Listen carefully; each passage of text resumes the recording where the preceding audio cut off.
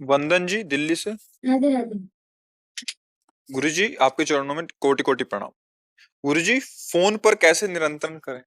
हाँ, बच्चों को यार बिगाड़ने वाली चीज तो है ही। उसको क्या स्मार्टफोन कहते हैं? हाँ, गेम खेलना, इधर उधर चित्र देखना, इधर उधर बड़ा प्रपंच है, कैसे कहें।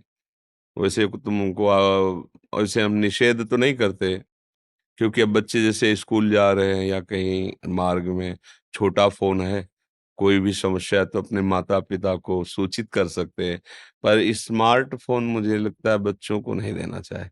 बच्चों को क्या, बहुत खतरनाक है। बड़े बड़े इसी में बहे जा रहे हैं।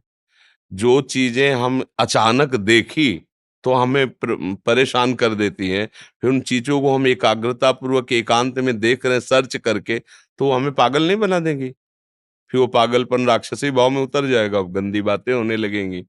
अब कलयुग भगवान की लीला है, उन्होंने तो सबकी जेब में अपना प्रभाव डाल दिया। नहीं, इसमें गुण भी है, नहीं तो कोई रखे ही नहीं। गुण ये कि आप मान लो भारी समस्या में हो, अब आप किसी को भी सूचना कर सकते हो, पुलिस को कर सकते हो, एम्बुलेंस बुला सकते हो, आप अपने जनों को सूचना दे सकते हो, किसी को भी आप कर सकते हो। बड़ा सुंदर सहयोग है। पर इसमें अवगुण भी है कि आपकी एकांतिक बुद्धि को भ्रष्ट करने के लिए समर्थ है वो। क्योंकि आप यूट्यूब खोलो तो कोई न कोई चित्र, कोई न, फिर आप जो सर्च करो, गूगल महाराज हो, गूगल कहते हैं, हाँ वो सब आपको दे देंगे, जो सर्च करो वो आपको सामने। अब छोटे छोटे बच्चे जो कामाशक्त हो रहे हैं, 12-13 वर्ष की अवस्था है। एक बच्चे से मिले जब, उसने एकांत में अपनी हालत बताई कि हम इतनी बार अस्तमे, तो भाई यार ये अवस्था तो मतलब, अभी बच्चे हो तुम, ये तो इसका ज्ञान ही नहीं होना चाहिए। अरे गांव में जैसे 10-12 वर्ष तक तो बच्चे ऐसे खेलते कूदते थे, उनको स्त्री पुरुष संबंधी कोई ज्ञान ही नहीं होता। अभी मोबाइल आ गया है ना, तो ये ज्ञान क्या है, तो मतलब सब कुछ है इसमें। तो मुझे लगता है कि बच्चों को थोड़ा सावधान रखे और उनको छोटा मोबाइल दे, क्योंकि उसमें गुण भी है।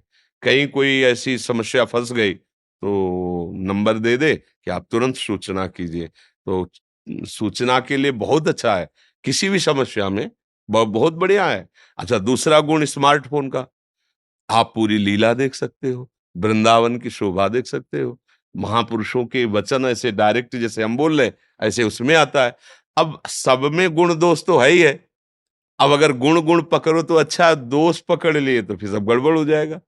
कहाँ है, अमेरिका में, क्या सुन के आ रहे सत्संग, कोई ऑस्ट्रेलिया से, कोई अमेरिका से, कैसे बात पहुंचती यहाँ वृंदावन की। फोन ने तो पहुंचा दिया, तो एक बार तो प्रणाम करने को मन कहता है। कैसे बिगड़ गए नए बच्चे, फोन नहीं तो बिगाड़ दिया। बोले फिर तो बुरा बुरा मन कहता है कि इसको तो मत रखो।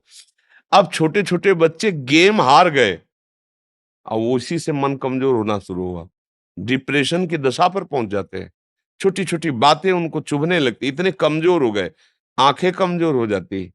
बहुत तरह के दोष भी और गुण भी हैं। तो मुझे लगता है कि गुण ग्रहण कर ले, इतना विवेक आ जाए तो फोन पास रखे, नहीं तो छोटा वाला फोन रखे जो 1500-1800 का नहीं आता इतना बड़ा।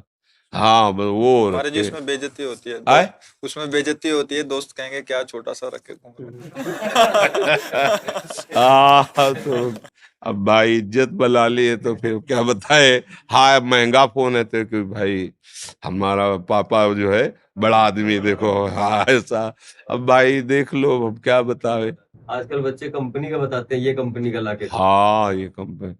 वैसे देखो भाई, आप लोग सहयोग दो तो बात मान लो। स्मार्टफोन जैसे वो वाला रखोगे ना, टच वाला, उसमें बहुत खतरा है, बच्चों के लिए तो बहुत खतरा है। बहुत खतरा है, बहुत खतरा है। किसी भी तरह का कुछ भी, मुझे लगता है थोड़ा सा बेइज्जती तो नहीं होगी। इसमें बेइज्जती क्या होगी कि भाई फोन नहीं तो बेइज्जती। अब हम लोगों के समय में तो फोन ही नहीं चला था, चला ही नहीं था, तो क्या उसमें मतलब। अब ये तो नई बात हो गई, ये इज्जत नहीं। इज्जत ये माता पिता के, तुम पैर छूते हो रोज, तुम रोज नाम थोड़ा जप करते हो, समय से स्कूल जाते हो, गंदी बातें नहीं ये तुम्हारी वास्तविक इज्जत है। फोन बड़ा है, उद्दंडता है, ना माता पिता की मानना, ना टीचर की मानना, तो मुझे लगता है ये बेइज्जती है। क्यों?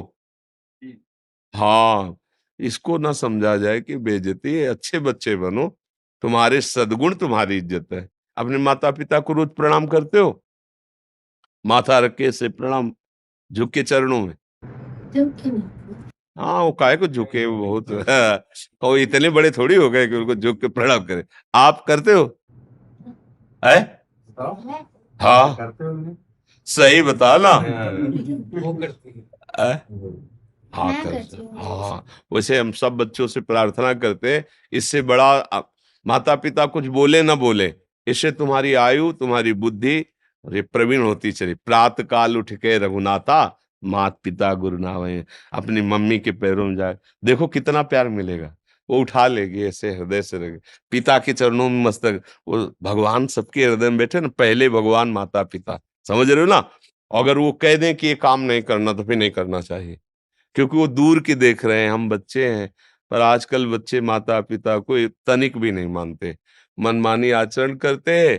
अपना वो एक नया जमाना में और चला, बॉयफ्रेंड गर्लफ्रेंड, भाग गए, माता पिता को पता ही नहीं चला कहाँ गए, कैसे गए। ये सब आदतें कैसे बिगड़ गई, ये सब आधुनिकता ने बिगाड़ दिया है। जो आधुनिकता सुखद भी है, ऐसा नहीं है, पर उसके जो अवगुण है उनको मत स्वीकार करो। अगर अवगुण स्वीकार करोगे तो फिर नष्ट होने में देर नहीं लगेगी।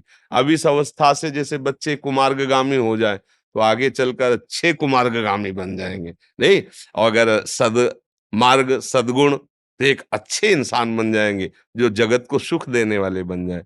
तो सब बच्चों से प्रार्थना है, थोड़ा सा नाम जप करो, चाहे 108 बार ही नाम जप कर ले।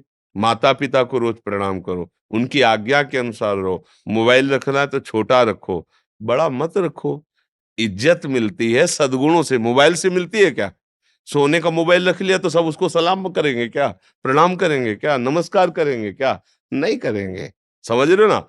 और अगर अच्छे सद्गुणी हो, आप हमारे देश के बहुत अच्छे सेवा करने वाले, या आप समाज के सुधारक हो, सब आपसे हाथ जोड़ेंगे। ये इज्जत मिलेगी। और अभी गंदे आचरण सीख जाओगे तो मोबाइल की इज्जत तो बच्चे भले दे दे कि इसका बहुत बढ़िया मोबाइल ले, आगे चलकर आप समाज के इज्जत पाने योग्य नहीं रह जाएंगे। समझ रहे ना। आजकल गुरुजी जो है, नाम जप करो अगर जो है, और इस तरह से करो तो घर वाले ही लोग नहीं पसंद करते हैं। हाँ, कहीं लड़का बाबा जी न बन जाए, ऐसा भी होता है। ऐसा नहीं, ये बाबा जी नहीं बन सकते, सबके भाग्य में बाबा जी बनना नहीं लिखा।